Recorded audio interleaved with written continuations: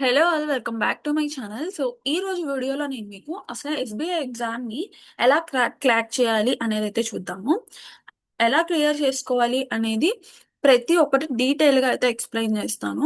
అసలు first of all మనం ఒక ఎగ్జామ్ని క్లియర్ చేయాలి అనుకుంటే కనుక మనం ఫాలో అవ్వాల్సినది ఏంటి, లైక్ ఏమేం ఫాలో అవ్వాలి అండ్ అలానే ఒక ఎగ్జామ్ని క్లియర్ చేయడానికి మనం ఏవేవి పనులు చేయకూడదు అనేదైతే ఈరోజు వీడియోలో చూద్దాము. ఎందుకు అంటే గనక మనకి ఆల్రెడీ ఒక ఎగ్జామ్ అయితే రాబోతుంది కదా! ఐబీపీఎస్ క్లర్క్ కానివ్వండి, ఎస్‌బీఐ క్లర్క్ కానివ్వండి, ఇలా డిఫరెంట్ టైప్స్ ఆఫ్ ఎగ్జామ్స్ అన్నీ కూడా త్వరలోనే రాబోతున్నాయి. సో, అందుకని నేను ఈ వీడియో అయితే చేస్తున్నాను. ఇందులో ఏంటంటే గనక ఫస్ట్ ఆఫ్ ఆల్ మనం ఒక ఎగ్జామ్ ప్యాటర్న్‌ని అర్థం చేసుకోవాలి. ఎగ్జామ్ ప్యాటర్న్ అంటే ఏంటి? లైక్ మనం ఇప్పుడు ఎస్‌బీఐ ఎగ్జామ్‌ని క్లియర్ చేయాలి అనుకుంటున్నాము. ఎస్‌బీఐ ప్రిలిమ్స్‌ని. మన ముందున్న టార్గెట్ ఎస్‌బీఐ ప్రిలిమ్స్. ఒక 1 మంత్‌లో ఏమో రాబోతుంది. సో, ఆ ఎగ్జామ్‌ని నేను క్లియర్ చేయాలి. క్లియర్ చేయాలి అనుకోవడానికి నువ్వు తీసుకోవాల్సిన స్టెప్స్ ఏంటి? స్టెప్స్ ఏంటి అనేది క్లియర్ కట్‌గా ఈ వీడియోలో నేను లాస్ట్ వరకు చూడండి. ఖచ్చితంగా మీకంటూ ఒక క్లారిటీ అయితే రావడం జరుగుతుంది. ఫస్ట్ ఆఫ్ ఆల్ మనం ఎగ్జామ్‌ని క్లియర్ చేయడానికి మన ఎగ్జామ్ ప్యాటర్న్ ఏంటో తెలియాలి. మెయిన్‌గా తెలుసుకోవాల్సింది ఎస్‌బీఐ ఎగ్జామ్ ఉంది. దాన్ని మనం ఎలా క్లియర్ చేయగలుగుతాం? ఎస్‌బీఐ ఎగ్జామ్‌ని క్లియర్ చేయాలి. ఫస్ట్ మనం ఎగ్జామ్ యొక్క ప్యాటర్న్ తెలుసుకోవాలి. అంటే ఎగ్జామ్‌లో ఏమేమున్నాయి సిలబస్ ఏమేమున్నాయి? దాన్ని మనం ఎలా చదువుకోవాలి? ఫస్ట్ మనం సిలబస్‌ని తెలుసుకుంటాం కదా! సో, సిలబస్‌ని తెలుసుకున్నప్పుడు సిలబస్‌లో ఫస్ట్ ఇంగ్లీష్ ఉంటుంది, న్యూమరికల్ ఎబిలిటీ ఉంటుంది, రీజనింగ్ ఎబిలిటీ ఉంటుంది. అండ్ అలానే జనరల్ ఫినాన్స్ అనేది ఇది మనకి మెయిన్స్‌లో ఉండడం జరుగుతుంది ఇది. ఏదైతే జనరల్ ఫినాన్స్ అవేర్‌నెస్ ఉందో అది.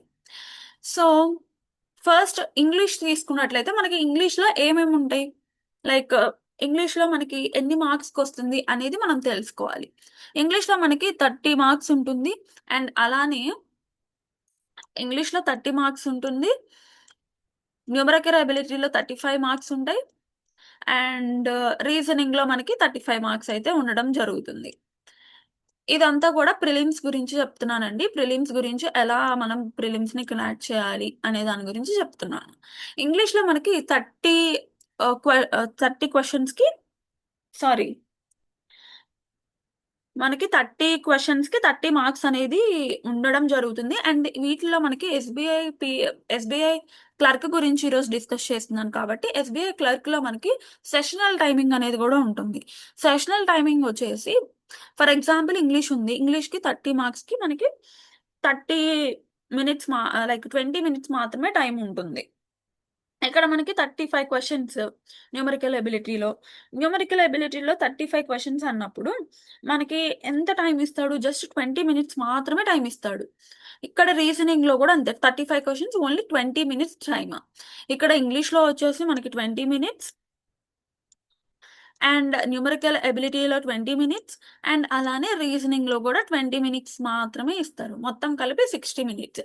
అంటే ఎస్‌బీఐ క్లర్క్ ఎగ్జామ్ అనేది ప్రిలిమ్స్‌లో మనకి ఓన్లీ 60 మినిట్స్ జరుగుతుంది. ఇదైతే మనకంటూ ఒక క్లారిటీ వచ్చేసింది. ఇంగ్లీష్ ఉంటుంది. ఇంగ్లీష్‌లో 30 క్వెషన్స్ ఉంటాయి. ఇది ఓన్లీ 30 మినిట్స్ 20 మినిట్స్ మాత్రమే టైమ్ ఉంటుంది. న్యూమరికల్ ఎబిలిటీలో 35 క్వెషన్స్ ఉంటాయి. 20 మినిట్స్ మాత్రమే టైమ్ ఉంటుంది. న్యూమరి ఆహ్, రీజనింగ్ ఎబిలిటీలో 35 క్వెషన్స్ ఉంటాయి. 20 మినిట్స్ మాత్రమే టైమ్ ఉంటుంది. సో, ఇదైతే మనకు ఒక క్లారిటీ వచ్చేసింది. ఇందులో మనకి సెషనల్ టైమింగ్ ఉంటుంది అనేది కూడా ఒక క్లారిటీ వచ్చేసింది. సో, ఇప్పుడు మనం అసలా ఎగ్జామ్‌కి ఎలా ప్రిపేర్ అవ్వాలి? అంటే లైక్ ఇప్పుడు ఇంగ్లీష్ ఉంది. ఇంగ్లీష్‌లో ఎలా ప్రిపేర్ అవ్వాలి? ఇది చూద్దాం. ఫర్ ఎగ్జాంపుల్ ఇంగ్లీష్ తీసుకున్నామనుకోండి. ఇంగ్లీష్ తీసుకుంటే ఒక డైలీ షెడ్యూల్ అనేది కావాలి మనకి. ఇంగ్లీష్‌లో నేను 3గా డివైడ్ చేస్తున్నాననుకోండి. ఫర్ ఎగ్జాంపుల్‌గా తీసుకుంటే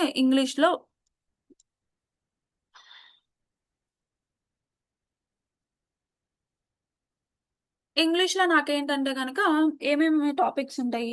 రీడింగ్ కాంప్రిహెన్షన్స్, అలానే క్లోజ్ టెస్ట్, ఎర్రర్ డిటెక్షన్స్ ఇవన్నీ ఉండడం జరుగుతుంది. సో, నేను ఇంగ్లీష్‌కి ఇచ్చుకునే టైము 30 మినిట్స్ అనుకోండి డైలీ.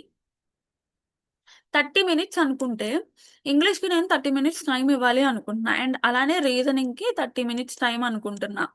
రీజనింగ్‌కి 30 మినిట్స్, న్యూమెరికల్ ఎబిలిటీకి కూడా నేను 30 మినిట్సే టైమ్ ఇవ్వాలి అనుకుంటున్నా. దీన్ని మనం ఎలా డివైడ్ చేసుకోవాలి అంటే, ఫర్ ఎగ్జాంపుల్ ఇంగ్లీష్ ఉంది. ఇంగ్లీష్‌లో మనకి రీడింగ్ కాంప్రిహెన్సెస్ ఉంటాయి. రీడింగ్ కాంప్రిహెన్సెస్. ఆ రీడింగ్ కాంప్రిహెన్సెస్‌ని మనం ఒక రోజులో కంప్లీట్ చేయాలి అనుకుంటున్నాం అనుకోండి. అది మీరు వీక్లీ టైమ్ టేబుల్ పెట్టుకోవాలి. ఫర్ ఎగ్జాంపుల్‌గా వీక్‌లో మనకి 1, 2, 3 అలా మనకి మొత్తం 7 డేస్ ఉంటాయి కదా! 7 డేస్‌లో మనం ఎలా డివైడ్ చేసుకోవాలి అంటే గనక ఇప్పుడు 7 ఉంది. 7 వీక్స్ ఉన్నాయి. ఈ 7 వీక్స్‌లో నేను రీడింగ్ ఇంగ్లీష్ నుంచి ఫస్ట్ డే రోజు ఇంగ్లీష్ నుంచి రీడింగ్ కాంప్రిహెన్సెస్ కంప్లీట్ చేయాలి అనుకుంటున్నా. రీడింగ్ కాంప్రిహెన్సెస్. రీడింగ్ కాంప్రిహెన్సెస్‌ని కంప్లీట్ చేయాలి అనుకుంటున్నా. అండ్ అలానే ఈ ఫస్ట్ డే రోజు రీజనింగ్ నుంచి నేను సింప్లిఫికేషన్స్ కంప్లీట్ చేయాలి అనుకుంటున్నా. సింప్లిఫికేషన్స్. అండ్ అలానే న్యూమెరికల్ ఎబిలిటీ నుంచి పజిల్స్ అనుకుంటున్నా. పజిల్స్‌ని క్లియర్ చేయాలి అనుకుంటున్నా. సో, నేను ఈ 3 టార్గెట్‌ని ఈ ఒక్క రోజులో పెట్టుకోవాలి. నీ ఇష్టం అది. నువ్వెప్పుడైనా చదువుతావు. లైక్ ఇప్పుడు నీకు ఫర్ ఎగ్జాంపుల్‌గా నీకు ఆఫ్టర్‌నూన్ చదవాలి అనిపించలేదు. చాలా మందికి బేసిక్‌గా ఆఫ్టర్‌నూన్ ఏంటంటే గనక కొంచెం అంత మైండ్ అనేది యాక్టివ్‌గా ఉండదు కాబట్టి మార్నింగ్ చాలా మంది బ్రెయిన్ ఫాస్ట్‌గా పనిచేస్తూ ఉంటుంది. సో, నేను మార్నింగే ఈ యొక్క 2 నేను మార్నింగే కంప్లీట్ చేసుకోవాలి అనుకుంటున్నా. ఇదొచ్చేసి ఈవినింగ్ చేసుకుంటా. ఈజీ కదా! Like reading comprehensions, simplifications, puzzles ఒక రోజులో కంప్లీట్ చేయడం చాలా ఈజీ. సో, ఇవి కంప్లీట్ అయిపోయాక సెకండ్ డే మీరేం పెట్టుకోవాలి, ఇంగ్లీష్‌లో సెకండ్ టాపిక్ తీసుకోవాలి. ఇంగ్లీష్‌లో second topic for example closest tense అనుకుందాం. ఆహ్, క్లోజెస్ట్ టెస్ట్ అనుకుందాం. సో, ఇందులో మనకి క్లోజెస్ట్ టెస్ట్‌ని కంప్లీట్ చేయాలి అనుకుంటున్న సెకండ్ డే. అండ్ అలానే ఎర్రర్ డిటెక్షన్ థర్డ్ డే అనుకోండి. ఇట్లా మీరు డిఫరెంట్ టైప్స్ ఆఫ్ టాపిక్స్‌ని తీసుకోండి. ఫర్ ఎగ్జాంపుల్ ఇంగ్లీష్‌లో ఒక topic first day, second topic second day, third topic third day, fourth day అట్లా 7 డేస్‌కి మీరు ఫర్ ఎగ్జాంపుల్‌గా 6 డేస్ తీసుకుందాం. ఈ 6 డేస్‌కి మీరు టాపిక్స్‌ని అసైన్ చేసుకోండి. 6 టాపిక్స్ అయిపోతాయి ఇంగ్లీష్‌లో, రీజనింగ్‌లో, అబిలిటీలో. 6 టాపిక్స్ మీరు 6 డేస్‌లో కంప్లీట్ చేయగలిగారనుకోండి. సెవెంత్ డే మీరు ఈ 6 టాపిక్ ఇంగ్లీష్‌లో ఉన్న 6 టాపిక్స్ మీద ఎగ్జామ్ రాసుకోండి. ఇంగ్లీష్‌లో ఏవైతే 6 టాపిక్స్ మీరు నేర్చుకున్నారో దాని మీద మీరు ఎగ్జామ్ అనేది రాసుకోండి. అండ్ అలానే సింప్లిఫికేషన్ లైక్ రీజనింగ్‌లో న్యూమరికల్ ఎబిలిటీలో మీరు ఆహ్ 6 టాపిక్స్‌ని కంప్లీట్ చేస్తారు కదా! ఈ 6 టాపిక్స్ మీద మీరు ఎగ్జామ్ రాసుకోండి. అండ్ అలానే పజిల్స్ మీద. అంటే లైక్ పజిల్ అంటే పజిల్ మీదే కాదు. లైక్ రీజనింగ్ ఎబిలిటీలో మీరు 6 టాపిక్స్ కంప్లీట్ చేస్తారు కదా! 6 డేస్‌కి కలిపి 6 టాపిక్స్ కంప్లీట్ అయిపోతాయి. ఈ 6 టాపిక్స్ మీద మీరు ఎగ్జామ్ అనేది రాసుకోండి. సో, ఇలా రాసుకోవడం వల్ల మీకంటూ ఒక క్లారిటీ అనేది ఉంటుంది.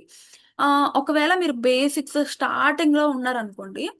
ఫర్ ఎగ్జాంపుల్ మీరు ఒక్క రోజులో ఈ రీడింగ్ కాంప్రిహెన్సెస్ కంప్లీట్ చేశారనుకోండి. Second day closest. ఇంగ్లీష్ అనేది కొంచెం ఈజీగానే ఉంటుంది. మీరు గనక అర్థం చేసుకుంటే. అండ్ అలానే సింప్లిఫికేషన్స్, పజిల్స్ ఇట్లా న్యూమరికల్ ఎబిలిటీ తీసుకుందాం. న్యూమరికల్ ఎబిలిటీలో మీకు స్టార్టింగ్ కాబట్టి ఒక్కొక్క టాపిక్ 2 డేస్ అయినా పడుతుంది. సో, అలా 2 డేస్ పట్టినప్పుడు ఏం చేస్తారంటే గనక బేసిక్స్ వాళ్ళు బేసిక్ వాళ్ళకి చెప్తున్నా ఇప్పుడు. ఏదైతే బేసిక్స్ ఉన్నాయో, బేసిక్‌లో స్టార్టింగ్‌లో ఉన్నారనుకున్న వాళ్ళకి సింప్లిఫికేషన్ టాపిక్ కంప్లీట్ అయిపోయింది. సో, కంప్లీట్ అయిపోయినప్పుడు మీరు ఈ సింప్లిఫికేషన్ మీద ఎగ్జామ్ రాసేసుకోండి. సో, మీకు ఈజీగా ఉంటుంది. సింప్లిఫికేషన్ అయిపోగానే సింప్లిఫికేషన్ మీద ఎగ్జామ్స్. అండ్ పజిల్స్ అయిపోయాయి. ఈ పజిల్స్ మీద ఎగ్జామ్ రాసేసుకోండి. స్టార్టింగ్ బేసిక్‌లో ఉన్న వాళ్ళకి ఇది. ఇలాగా. లేదు మీరు సిలబస్ అంతా కంప్లీట్ చేశాము అనుకున్న వాళ్ళకి డైలీ ఒక్కొక్క టాపిక్ తీసుకోండి. 6 డేస్‌లో మీరు ఒక్కొక్క సబ్జెక్ట్ అంటే ఇంగ్లీష్, న్యూమరికల్ ఎబిలిటీ, రీజనింగ్. ఈ 3 మూడిటికి కలిపి మీరు మొత్తంగాను 6 టాపిక్స్ కంప్లీట్ చేసుకుంటారు. అంటే 6, 6, 6 ఇలాగా 3 సబ్జెక్టుల్లో కూడా 6, 6 టాపిక్స్‌ని కంప్లీట్ చేసుకుంటారు. కంప్లీట్ చేసుకొని ఎగ్జామ్ అనేది రాసుకుంటారు.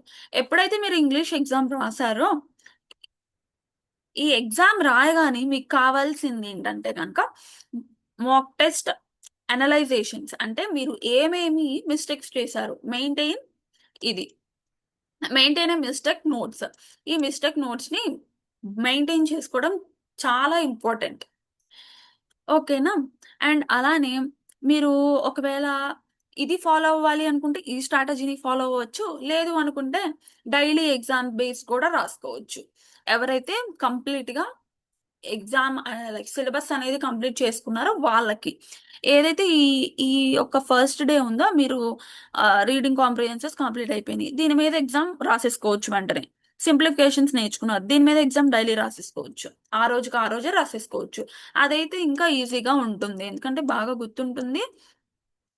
లైక్ ఫస్ట్ డే మీరు రీడింగ్ కాంప్రిహెన్సెస్ కంప్లీట్ చేశారు. ఎగ్జామ్ రాసేసుకోండి. అండ్ అలానే సింప్లిఫికేషన్స్ కంప్లీట్ చేశారు. ఎగ్జామ్ రాసేసుకోండి. పజిల్స్ కంప్లీట్ చేశారు అట్లా. ప్రతిరోజు ఒక టాపిక్ నేర్చుకొని దాని మీద ఎగ్జామ్ రాసుకోండి. ఎవరైతే మొత్తం టాపిక్ సిలబస్ అంతా కూడా కంప్లీట్ అయిపోయిందో వాళ్ళు. So next okay. ఇదంతా బానే ఉంది. మరి స్పీడ్ కావాలి కదా!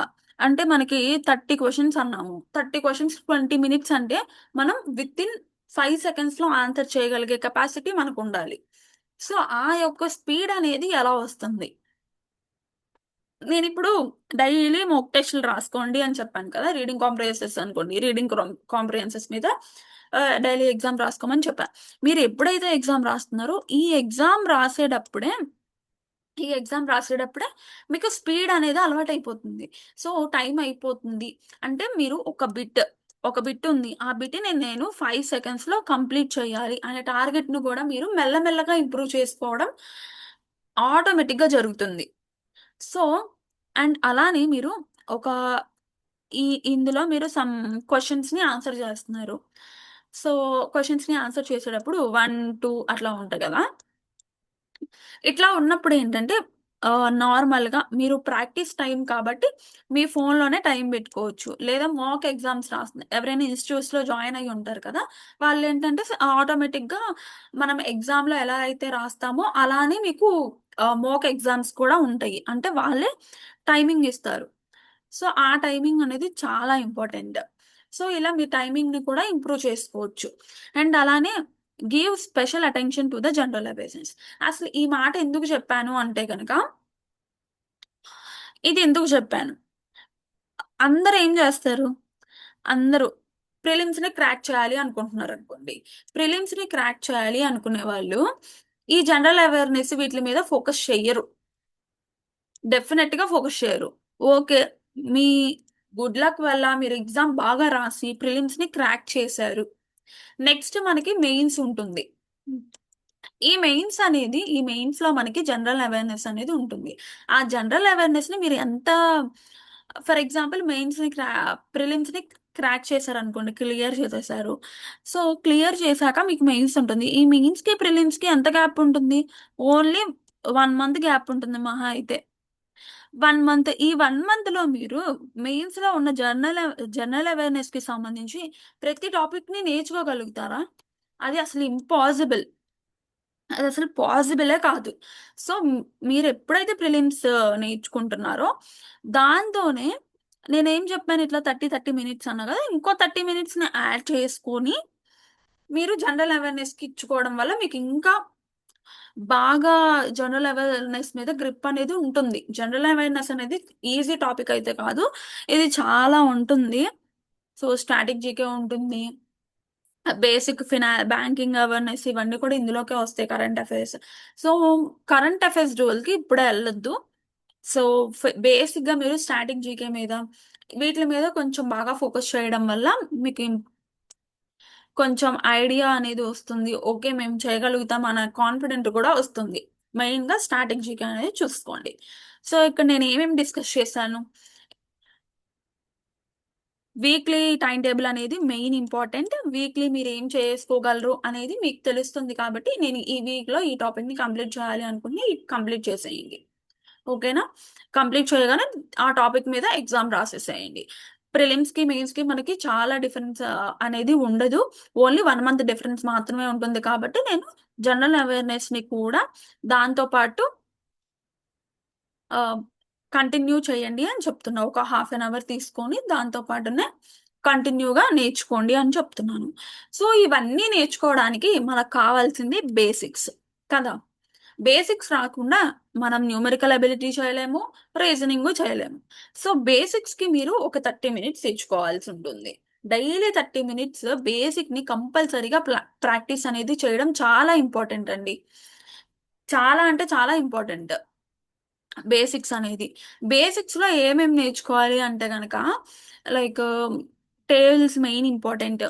1 to 20 టేబుల్స్ అనేది పక్కా నేర్చుకోవాలి. 1 to 20 టేబుల్స్ అయితే పక్కా. అండ్ అలానే 25 టేబుల్. ఈ 25 టేబుల్ అనేది మోస్ట్ ఇంపార్టెంట్ అండి. అంటే ఎందుకంటే కనుక చాలా వాటిల్లో వచ్చే ఛాన్సెస్ ఎక్కువగా ఉంటుంది. 25 టేబుల్ అనేది క్యాన్సిలేషన్స్ లో మనకి బాగా యూజ్ అవుతుంది. 25 టేబుల్ నేర్చుకోవడం వల్ల. ఈ టేబుల్స్ ఎలా నేర్చుకోవాలి అంటే కనుక, అందరూ 2 టేబుల్ని 2 1s 2 2 2s 4 అట్లా నేర్చుకుంటారు. సో అసలు అది రాంగ్ అండి. కింద నుంచి నేర్చుకోండి టేబుల్స్, అసలు మర్చిపోరు. లైక్ 2 10s 20, 2 9s 18 ఇట్లా నేర్చుకోవడం వల్ల మీరు మర్చిపోరు. అలా 20 టేబుల్స్ వరకు పై నుంచి కిందకి అండ్ అలానే కింద నుంచి పైకి ఎలా అడిగినా మీకు గుర్తుండిపోయేలా నేర్చుకోండి.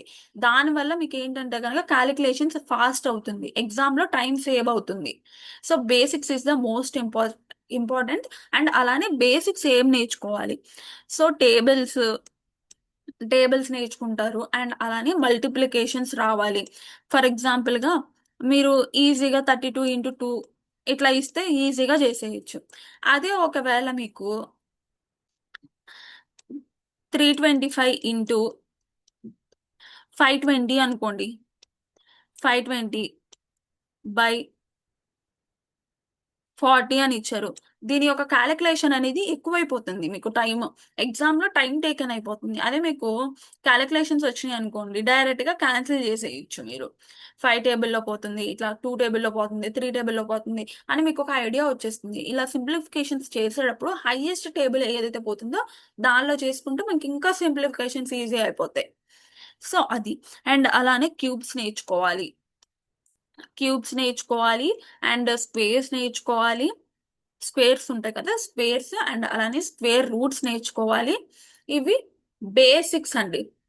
మల్టిప్లికేషన్స్, డివిజన్స్ మీకు రాకపోయినా పర్లేదు, డైలీ ప్రాక్టీస్ చేయండి, ఆటోమేటిక్గా అవే వచ్చేస్తాయి. టేబుల్స్ డైలీ రాయండి, మల్టిప్లికేషన్స్ డైలీ చేయండి, ఎడిషన్స్ చేయండి. పెద్ద పెద్ద ఎడిషన్స్ చేయండి, చిన్న చిన్న ఎడిషన్స్ కాదు. 22 into 2 ఇట్లా కాకుండా పెద్ద పెద్ద ఎడిషన్స్ ఉంటాయి. 345/587 ఇట్లా డిఫరెంట్ టైప్స్ ఆఫ్ ఎడిషన్స్ పెద్ద పెద్దవి చేస్తూ ఉంటే మీకు ఫాస్ట్నెస్ అనేది ఆటోమేటిక్గా పెరిగిపోతుందండి. మోక్ ఎగ్జామ్స్ రాస్తారు, ఎందుకు పెరగదు చెప్పండి? ఆటోమేటిక్గా ఖచ్చితంగా పెరిగిపోతుంది స్పీడ్ అనేది. సో ఇవన్నీ చేయడం వల్ల మీరు ఎగ్జామ్ని క్లియర్ చేసే ఛాన్స్ అనేది కొంచెం పెరుగుతుంది. ఓకేనా? షెడ్యూల్ చేసుకోవడం ఇవన్నీ కూడా మెయిన్గా ఇంపార్టెంట్.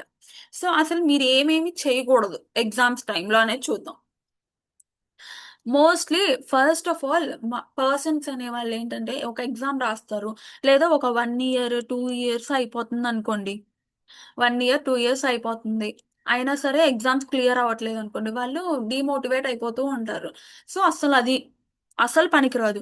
మీరు ఎప్పుడైనా డిమోటివేట్ అయినా సరే మిమ్మల్ని మీరు మోటివేట్ చేసుకోవడం మీకు తెలియాలి. మిమ్మల్ని మీరు మోటివేట్ చేసుకొని మీరు ఎలా చదువుకుంటే, ఎలా ప్రాపర్ ప్లాన్ వేసుకుంటే మీరు ఎగ్జామ్ని క్లియర్ చేయగలరు, అది మాత్రమే మీ టార్గెట్. ఎగ్జామ్ క్లియర్ చేయడం అదొక్కటే టార్గెట్గా పెట్టుకోండి. ఎగ్జామ్ని ఎలా క్లియర్ చేయాలి అనేది ఆ ఒక్కటే మీ టార్గెట్ అయితే మీరు అసలు మిమ్మల్ని ఎవరు ఆపలేరు. మిమ్మల్ని ఎంతమంది మాటలు అన్నా సరే మిమ్మల్ని ఎవ్వరూ ఆపలేరు. సో డిస్ట్రాక్ట్ అవ్వకూడదు అస్సలు. ఫోన్స్, మెయిన్గా ఫోన్స్, అందరూ ఫోన్స్ని ఏంటంటే కనుక ఫోన్ చూస్తూ ఉంటారు. ఈ ఫోన్స్ చూడడం వల్ల డిస్ట్రాక్షన్ తప్ప మనకి ఎలాంటి యూజ్ ఉండదు. ఓకే, ఫోన్స్ని మంచిగా వీడియోస్ చూడడానికి, లైక్ ఆ వీడియోలో ఉన్న కంటెంట్ని నేర్చుకోవడానికి యూజ్ చేసుకునే వాళ్ళు కొంతమంది. అందులో ఏదైనా కానీ కొంచెం ఎంటర్టైన్మెంట్ వీడియోస్ అట్లా వస్తే కనుక మనం అటు సైడ్ వెళ్ళిపోతుంది మన మైండ్ అనేది. సో అసలు అది చాలా రాంగ్. సో ఫోన్ని వీలైనంత వరకు అవాయిడ్ చేయండి. ల్యాప్టాప్స్ ఉంటే కనుక ల్యాప్టాప్స్లో వీడియో కంటెంట్ చూసుకోవడానికి మీరు పెట్టుకోండి. డోంట్ వాచ్ క్లాసెస్ అంటే జస్ట్ అంటే పద్దాక క్లాసెస్ చూడడమే, ఆ పని చేయొద్దు.